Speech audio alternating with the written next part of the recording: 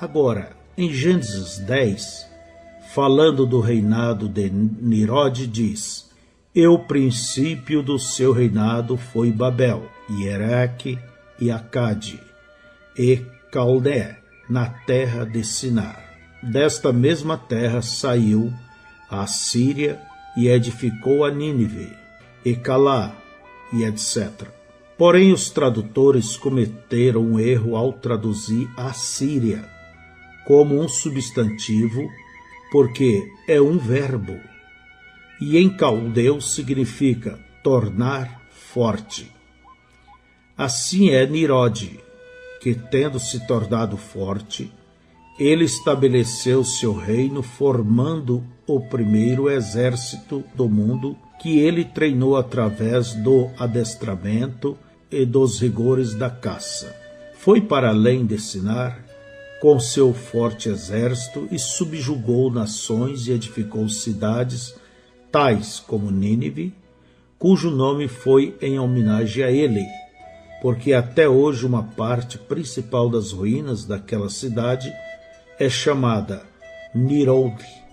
Uma vez que descobrimos quem foi Ninos, é preciso agora descobrir quem era seu pai. De acordo com a história, foi Bel, o fundador de Babilônia. Agora, deve-se notar aqui que Bel fundou-a no sentido de que ele começou este movimento todo, porém foi seu filho, Ninos, que a estabeleceu e foi o primeiro rei, e etc. Porém, de acordo com a escritura, o pai de Nirode foi Cusi, e Cusi gerou a Nirode. Não somente isto é assim, porém encontramos que Cão gerou a Cusi. Ora, na cultura egípcia, Bel era chamado Hermes, e Hermes significa o filho de Cão. De acordo com a história, Hermes foi o grande profeta da idolatria. Ele era o intérprete dos deuses. Outro nome pelo qual ele era chamado era Mercúrio. Leia Atos capítulo 14, verso 11 ao 12. Ígenos disse isto acerca deste Deus, que era conhecido diferentemente como Bel, Hermes, Mercúrio e etc. Por muitas eras, os homens viveram sob o governo de Jove, não o Jove romano, mas o Jeová dos Hebreus, que antecede a história romana, sem cidades e sem leis, e todos falando uma só língua. Porém, depois que Mercúrio, Bel Cusi, interpretou os idiomas dos homens, por isso um intérprete é chamado hermeneuta. O mesmo indivíduo distribuiu as nações. Então começou a discórdia. Vê-se como base nisto que Bel ou Cusi, o pai de Nirode, originalmente foi o líder que levou o povo para longe do verdadeiro Deus e, como o intérprete dos deuses, encorajou o povo a adotar outra forma de religião. Ele os encorajou a prosseguirem com a torre que seu filho de fato edificou. Este encorajamento foi o que trouxe a confusão e a divisão dos homens. Portanto, ele foi tanto intérprete como semeador de confusão. Cusi, então, foi o pai do sistema politeísta, e quando os homens foram deificados pelos homens, é claro que ele tornou-se o pai dos deuses. Agora, Cusi era chamado Bel, e Bel, na mitologia romana, era Janus. Ele é descrito como tendo duas faces e carregava um bastão com o qual ele confundia e espalhava o povo. Ovídio escreve que Janus disse a respeito de si mesmo: os antigos me chamavam de Caos. Assim encontramos que o Cusi da Bíblia, o rebelde original contra o monoteísmo, era chamado Bel, Belus, Hermes, Janus e etc., entre os povos antigos. Ele simulava trazer revelações e interpretações dos deuses ao povo. Fazendo assim, ele provocou a ira de Deus para espalhar o povo, trazendo divisão e confusão. Agora, até este ponto vimos de onde veio o politeísmo ou adoração de muitos deuses. Mas você notou que também encontramos menção de um homem chamado Cusi, a quem foi dado o título de o pai dos deuses? Você notou aqui o velho tema das antigas mitologias de que os deuses se identificavam com os homens? É daí que vem a adoração aos antepassados. Portanto, podemos simplesmente examinar a história para descobrir acerca da adoração de antepassados. Bem, foi salientado que Cusi introduziu uma adoração de 3 deuses, Pai, Filho e Espírito. 3 deuses que eram totalmente iguais, mas ele sabia da vinda da semente da mulher. Portanto, teria que haver uma mulher e sua semente no quadro. Isto foi realizado quando Nimrod morreu. Sua esposa, Semiramis, o deificou, e assim fez-se a mãe do filho e também a mãe dos deuses. Tão exatamente como a Igreja Romana deificou Maria. Eles alegam que ela era sem pecado e foi a mãe de Deus. Ela, Semiramis, chamou Nimrod de Zoroasta, que significa a semente prometida da mulher. Mas não demorou muito até que a mulher começasse a atrair mais atenção do que o filho, e logo era ela a que era retratada como pisando a serpente sob seus pés. Eles a chamaram a Rainha do Céu, e fizeram-na divina, quão semelhante ao dia de hoje, onde Maria, mãe de Jesus, foi elevada à imortalidade.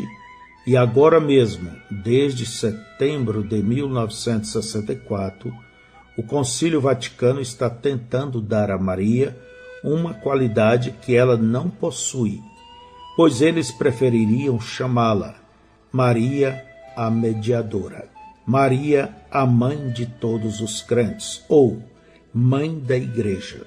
Se alguma vez tem havido adoração babilônica aos antepassados de uma religião, é na religião da Igreja de Roma.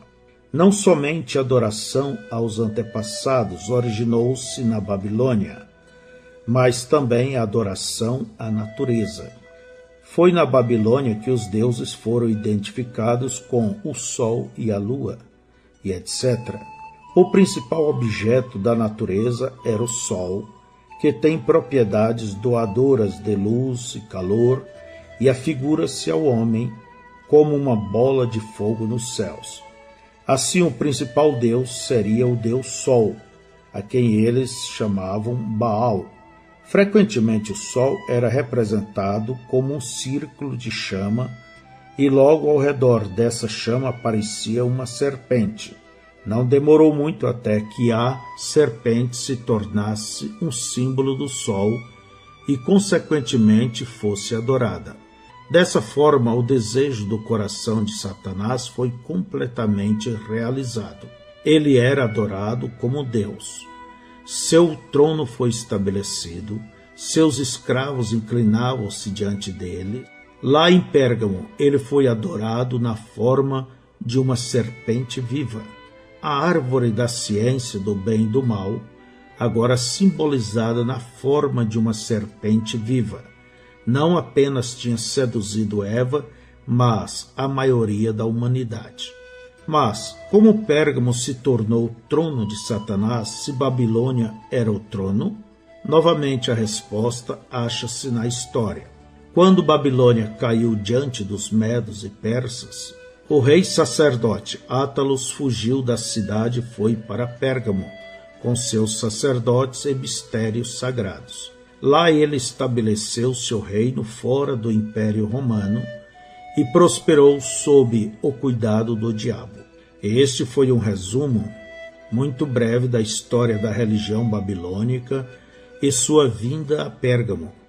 Sem dúvida, muitas perguntas são deixadas sem resposta, e muito mais podia ter sido dito para nos esclarecer. Porém, este não pretende ser um estudo de história, mas sim uma ajuda ao estudo da palavra. A denúncia. Apocalipse, capítulo 2, verso 14 e 15. Mas umas poucas de coisas tenho contra ti, porque tens lá os que seguem a doutrina de Balaão, o qual ensinava Balaque a lançar tropeços diante dos filhos de Israel, para que comesse dos sacrifícios de idolatria e se prostituíssem. Assim tens também os que seguem a doutrina dos nicolaítas, o que eu aborreço. Nesta era de Pérgamo, o Senhor denunciou duas doutrinas que ele aborrece. 1. A doutrina de Balaão, que trouxe idolatria e excessos pecaminosos a Israel em Baal-peor. E 2. A doutrina dos nicolaítas, que tinha sido apenas obras na era de Éfeso. Combine esta denúncia com o fato dele ter enfatizado Pérgamo como o trono de Satanás. E é muito fácil e próprio concluir que de alguma maneira a religião de Babilônia tornou-se misturada com o cristianismo. Ora, isto não é meramente uma suposição, mas um fato histórico, que provaremos voltando na história por volta de 36 depois de Cristo e avançando até o Concílio de Nicéia em 325. Quando os cristãos, a maioria judeus de nascença, foram dispersos de Jerusalém, eles foram por todos os lugares pregando o Evangelho, particularmente nas sinagogas. Assim, dentro de 3 anos, ou por volta de 36 depois de Cristo, o Evangelho tinha sido levado de Roma por Júnias e Andrônico, os quais, de acordo com Romanos 16:7, eram apóstolos. A obra floresceu ali por diversos anos, até que as constantes discussões dos judeus entre si mesmos fizeram com que o imperador Cláudio os expulsasse de Roma. Com os judeus banidos dessa cidade, a espinha dorsal daquela pequena igreja foi praticamente quebrada. Talvez até mesmo os anciãos fossem judeus e, portanto, teriam ido embora. O rebanho teria ficado abandonado e, uma vez que a palavra ainda não for escrita como um guia, seria muito fácil este pequeno rebanho se desviar. Com lobos cruéis à espreita e o espírito do anticristo à solta, encontramos na história que esta pequena igreja em Roma tornou-se irremediavelmente apóstata e começou a introduzir cerimônias pagãs sob títulos cristãos. Como o período de banimento durou 13 anos, os fundadores Júnias e Andrônico não voltaram até 54 depois de Cristo.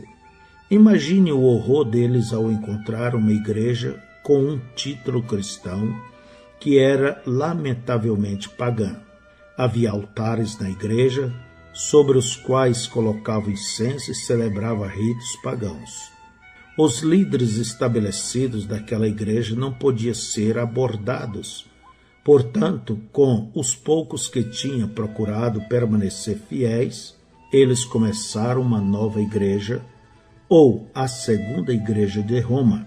Deus misericordiosamente operou entre eles, com sinais e prodígios, de forma que foi começada uma terceira igreja.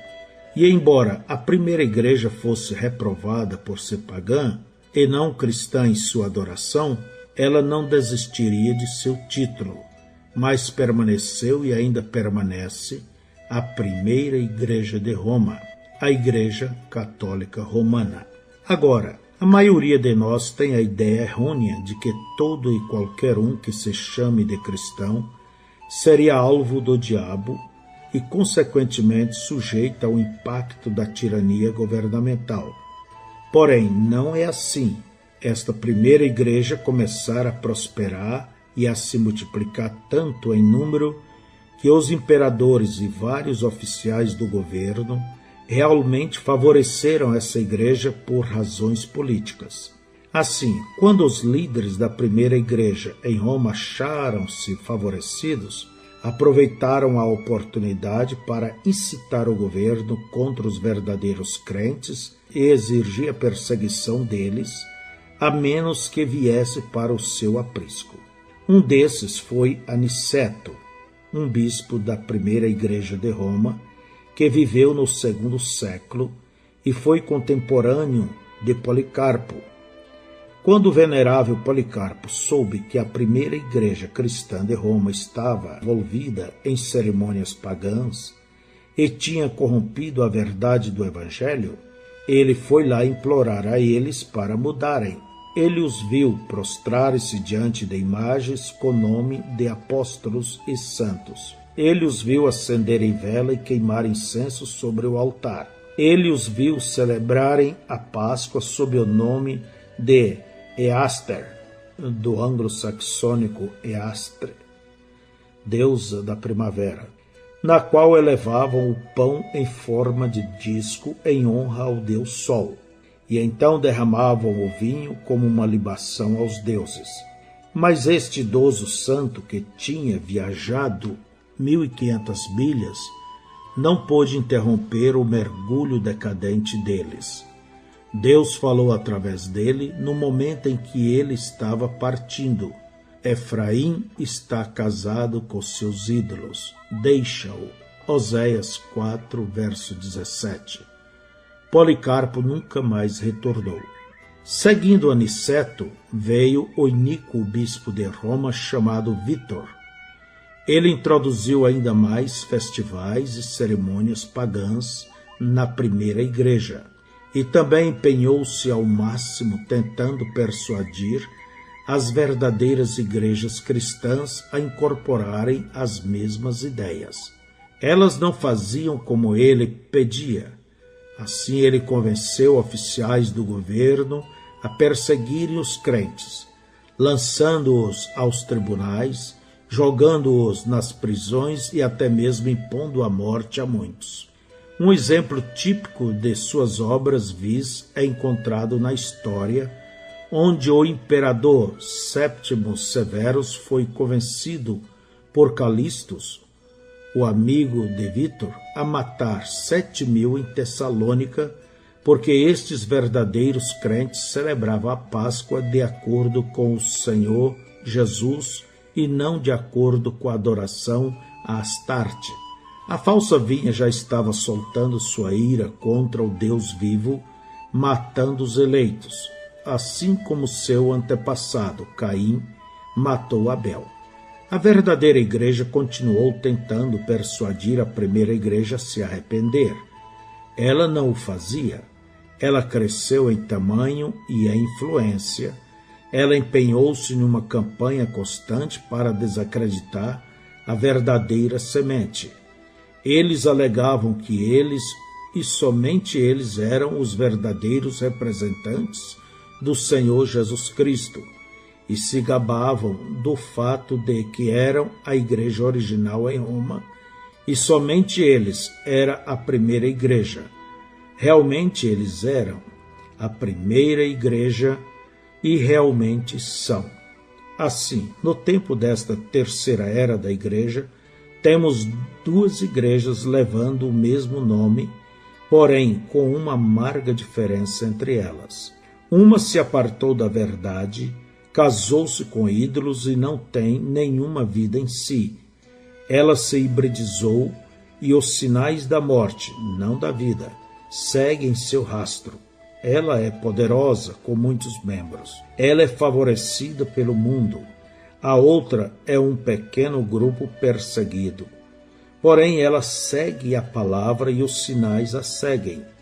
Os enfermos são curados e os mortos são ressuscitados. Ela está viva com a vida e a palavra de Deus. Ela não ama a sua vida, mas mantém-se fiel ao seu nome e à sua fé mesmo até a morte.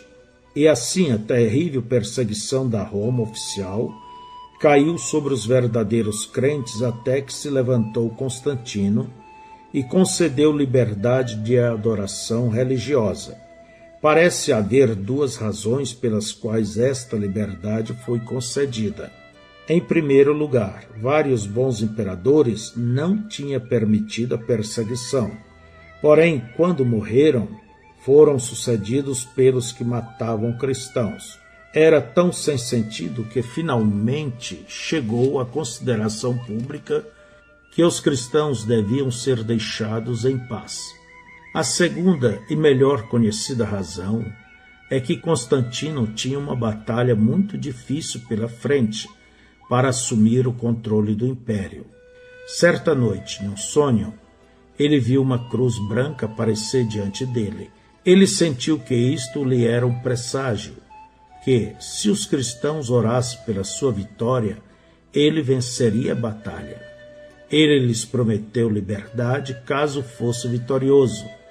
Ele foi vitorioso e a liberdade de adoração foi concedida no Edito de Nantes em 312 d.C. Porém, esta isenção de perseguição e morte não foi tão magnânima como a princípio pareceu. Constantino agora era o patrono. Como patrono, seu interesse era algo mais do que o de um observador, porque ele decidiu que a igreja precisava de sua ajuda em seus negócios. Ele os viram discordando sobre vários assuntos, um dos quais envolvia Ários, bispo de Alexandria, que ensinava a seus adeptos que Jesus não era verdadeiramente Deus, mas um ser secundário, tendo sido criado por Deus. A Igreja Ocidental sustentava uma opinião contrária, crendo que Jesus era a própria essência de Deus e, como diziam, coigual com o Pai. Com tais assuntos, juntamente com a intrusão de cerimônias pagãs na adoração, o imperador convocou o Concílio de Nicéia em 325, com o pensamento de que ele reuniria todos os grupos numa circunstância tal onde pudesse aplainar suas diferenças e chegar a um entendimento comum e todos serem um. Não é estranho que, embora começasse com Constantino, isto não morreu, mas está bem vivo hoje no papel do Concílio Mundial de Igrejas, e o que ele falhou em de fato conseguir será conseguido neste dia através do movimento ecumênico. Agora, essa interferência do Estado na Igreja é uma tolice, porque o mundo não compreende nem a verdade que se encontra na palavra, nem os caminhos da Igreja. Ora, a própria decisão dada pelo concílio de que Ários estava errado foi revertida 2 anos mais tarde pelo imperador, e por muitos anos aquela falsa doutrina foi impingida ao povo. Porém, que a Igreja e o Estado se ajuntariam foi, em verdade, pré-conhecido do Senhor. O próprio nome Pérgamo significa completamente casado. E, realmente, o Estado e a Igreja estavam casados, a política e a religião estavam unidas. Os filhos dessa união têm sido consistentemente os mais horríveis híbridos que o mundo já viu. A verdade não está neles, mas sim todos os maus caminhos de Caim, o primeiro híbrido. Não somente o Estado e a Igreja se casaram nesta era, mas a religião babilônica foi oficialmente agregada à primeira igreja. Satanás agora tinha acesso ao nome de Cristo e estava entronizado como Deus na adoração. Com a ajuda de auxílio federal, as igrejas herdaram belos edifícios que eram revestidos com altares de mármores branco e imagem de santos falecidos. E é bem nesta era que a besta de Apocalipse 13, verso 3, que foi ferida de morte, o Império Romano pagão, voltou à vida e ao poder como o Santo Império Romano. Roma, como uma nação material, sofrera muita exaustão e em breve as sofreria por completo. Porém, agora já não importava, porque o seu império religioso a manteria internamente no topo do governo mundial, onde ela não aparentaria fazê-lo externamente. Deixe-me mostrar a exata verdade escriturística desse assunto, porque não quero que ninguém pense que eu estou dando uma revelação de mim mesmo, uma que não se encontra na Escritura. Daniel capítulo 2, verso 31 ao 45. Tu, ó rei, estavas vendo, e eis aqui uma grande estátua. Esta estátua, que era grande e cujo resplendor era excelente, estava em pé diante de ti, e a sua vista era terrível. A cabeça daquela estátua era de ouro fino, o seu peito e os seus braços de prata, o seu ventre e as suas coxas de cobre, as pernas de ferro, os seus pés em parte de ferro e em parte de barro. Estavas vendo isto, quando uma pedra foi cortada sem mão, a qual feriu a estátua nos pés de ferro e de barro, e os esmiuçou. Então foi juntamente esmiuçado o ferro, o barro, o cobre, a prata e o ouro, os quais se fizeram como a pragana das eiras no estio. E o vento os levou, e não se achou lugar algum para eles. Mas a pedra que feriu a estátua se fez um grande monte, e encheu toda a terra. Este é o sonho, também a interpretação dele diremos na presença do rei. Tu, ó rei, és o rei dos reis, pois o Deus do céu te tem dado o reino, o poder e a força e a majestade. E onde quer que habitem filhos de homens, animais do campo e aves do céu, ele tos entregou na tua mão, e fez que dominasse sobre todos eles. Tu és a cabeça de ouro. E depois de ti se levantará outro reino, inferior ao teu, e um terceiro reino de metal, o qual terá domínio sobre toda a terra. E o quarto reino será forte como ferro, pois, como o ferro esmiuça e quebra tudo, como o ferro quebra todas as coisas, ele esmiuçará e quebrantará. E, quanto ao que viste dos pés e dos dedos, em parte de barro, de oleiro e em parte de ferro, isso será um reino dividido. Contudo, haverá nele alguma coisa da firmeza do ferro, pois que viste o ferro misturado com o barro de lodo. E, como os dedos dos pés eram em parte de ferro e em parte de barro, assim, por uma parte o reino será forte, por outra será frágil.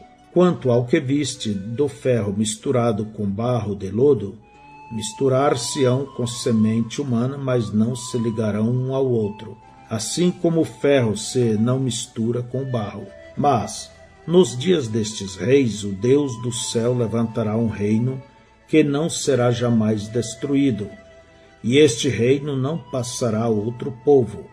Esmiuçará e consumirá todos estes reinos e será estabelecido para sempre. Da maneira como viste que do monte foi cortada uma pedra sem mãos, e ela esmiuçou o ferro, o cobre, o barro, a prata e o ouro, o Deus grande fez saber ao rei o que há de ser depois disto. E certo é o sonho e fiel a sua interpretação. Nisto está revelado um exato relato da encoberta história futura que foi profetizado vir sobre a terra desde o tempo de Daniel até que Jesus voltasse e reinasse como filho de Davi. É conhecido como os tempos dos gentios. Ele teve em si 4 divisões históricas que foram conhecidas segundo o império dominante em cada divisão: babilônica, medo-persa, grega e romana. A maior e mais absoluta monarquia foi a babilônica, que foi tipificada como a cabeça de ouro. A próxima em glória foi a medo-persa, que, como testificou a história, foi verdadeiramente menos gloriosa e foi tipificada como o peito e os braços de prata. Então seguiu-se a era grega, cujo rei foi o mais brilhante de todos os líderes militares que o mundo já conheceu, e assim foi apropriadamente tipificada como o ventre e as coxas de cobre. Foi menos gloriosa do que as outras duas que a precederam. Finalmente veio o último reino, que foi o Império Romano, tipificado como as pernas e os pés. Mas, enquanto os reinos precedentes foram tipificados como minerais puros, ouro, prata e cobre puros, este último império foi ferro puro somente nas pernas, pois quando chegou aos pés era uma mistura de ferro e barro, e mineral e terra simplesmente não se mesclam, produzindo uniformidade e força. Porém, não somente isto é assim, mas o mais surpreendente é que este último império, o romano, permaneceria em seu peculiar estado mesclado exatamente até Jesus retornar. Este Império Romano de ferro, o ferro significando poder e grande força destrutiva contra a oposição, devia ser constituído de duas principais divisões. E certamente o foi, porque o império literalmente dividiu-se em dois, leste e oeste. Ambos eram muito poderosos, esmagando tudo diante deles. Porém, como a glória e o poder de todos os impérios enfraquece, assim também este império começou a cair. Dessa forma, Roma caiu. A Roma imperial pagã não era mais de ferro, ela desmoronou, ela foi ferida de morte. Roma agora não podia governar. Tudo estava acabado. Assim pensou o mundo. Porém, quão errado estava o mundo, porque aquela cabeça, Roma, embora ferida, não fora ferida de morte. Wester, na tradução de Apocalipse 13:3, diz: e uma de suas cabeças pareceu ter sido mortalmente ferida, tendo sido cortada a garganta, e seu corte mortal foi curado, e toda a terra seguiu após a besta selvagem com assombro. As pessoas olham para Roma, elas olham para a nação da Itália, e quando olha não percebe que Roma, com seus limites restritos, onde o Papa tem uma área efetiva como seu domínio, é literalmente uma nação dentro de uma nação, e ela tem embaixadores e recebe embaixadores. A Roma papal, falsamente cristã, ela é até chamada a eterna cidade. Quão blasfemo! Agora controla pela religião até mais habilmente do que quando a Roma imperial pagã controlava pelo puro ferro da força. Roma recebeu novo alento de vida. Quando Constantino uniu a Igreja e o Estado, e sustentou essa união pela força. O espírito que motivou a Roma pagã é o mesmo espírito que motiva agora a Roma falsamente cristã. Você pode ver que é assim, porque agora você sabe que o Quarto Império nunca deixou de existir. Ele simplesmente mudou em sua contextura exterior. Uma vez que o Concílio de Nicéia passara o poder da Roma política para a Igreja, parecia que não havia limites aos quais chegaria esta primeira Igreja cristã. O nome cristão, que se originalmente trouxe perseguição, agora tornou-se o nome dos perseguidores. Foi nesta era que Agostinho de Hipona, 354 a 430, apresentou o preceito de que a Igreja devia e tinha de empregar força, se necessário, para trazer seus filhos de volta ao aprisco, e que estava em harmonia com a palavra de Deus matar os hereges e apóstatas. Em sua controvérsia com os donatistas, ele escreveu: seria realmente melhor que os homens fossem levados a adorar a Deus pelo ensinamento e que não fossem compelidos a isso pelo medo da punição ou da dor.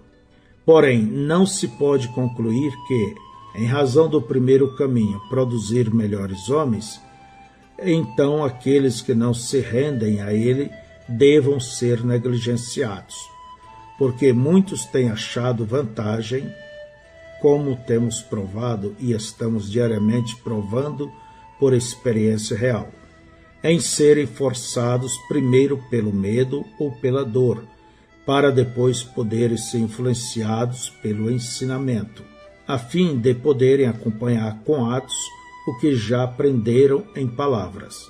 Embora sejam melhores aqueles que são guiados corretamente pelo amor, são certamente mais numerosos aqueles que são corrigidos pelo medo. Porque quem pode nos amar mais do que Cristo, que deu a sua vida pelas ovelhas? Todavia, após chamar Pedro e aos outros apóstolos apenas por suas palavras, quando veio chamar Paulo, ele não somente o constrangeu com sua voz, mas ainda lançou-o por terra com seu poder, e para que ele pudesse à força levar um que esbravejava em meio às trevas da infidelidade e desejar a luz do coração. Ele primeiro o feriu com cegueira física.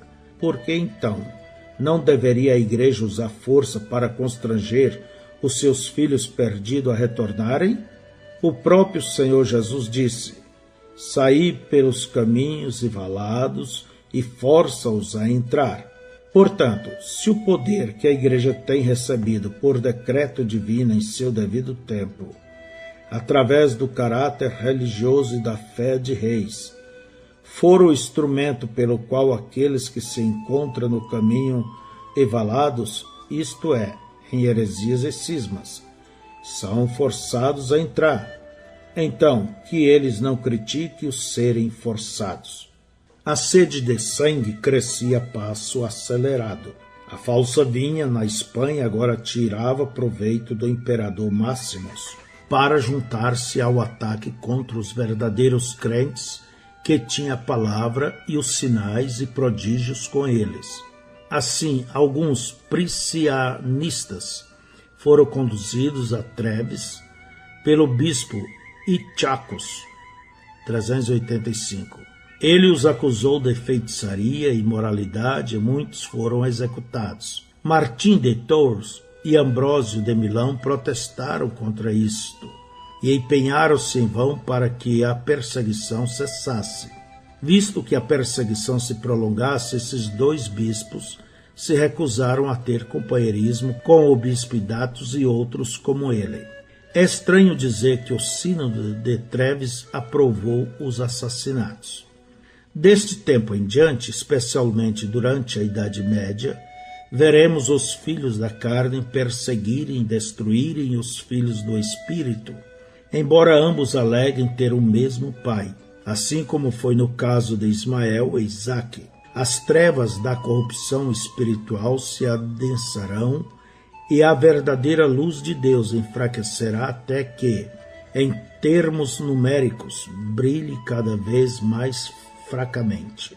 Todavia a promessa de Deus permanecerá verdadeira, e a luz resplandece nas trevas, e as trevas não podem fazer nada acerca disto.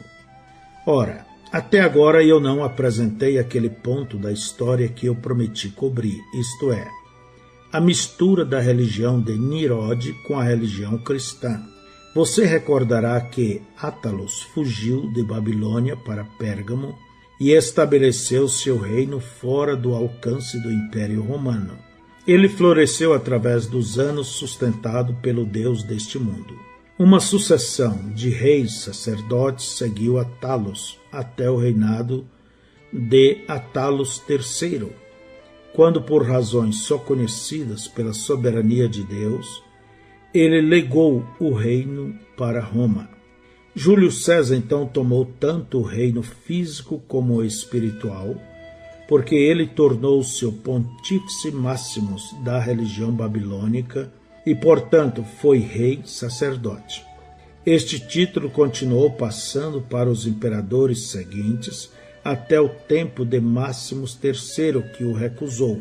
De acordo com a história de Estevão, Foi então que o Papa tomou a liderança que o imperador rejeitara, e hoje ainda há um pontífice no mundo, e ele é verdadeiramente o Pontífice Máximos. Ele usa uma coroa tríplice e reside em Roma. E em Apocalipse 17, Deus não mais se refere a Pérgamo como o trono de Satanás, nem diz que é onde Satanás habita. Não, o lugar do trono não é mais em Pérgamo, porém é o mistério, Babilônia. Não é em Babilônia, mas no mistério, Babilônia. Está numa cidade sobre 7 colinas. Seu cabeça é anticristão, pois ele usurpou a posição de Cristo, que é o único mediador e que é o único que pode perdoar pecados. Sim, o Pontífice Máximos está conosco hoje.